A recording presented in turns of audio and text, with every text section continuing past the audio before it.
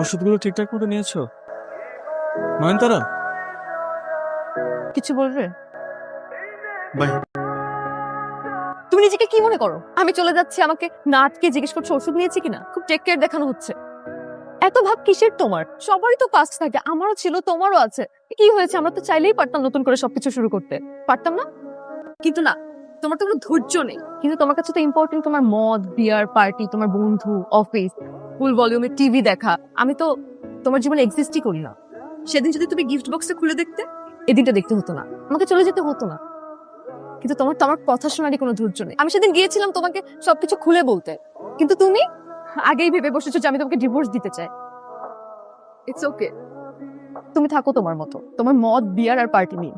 আমি গিফট বক্সটা খুলে দেখেছি।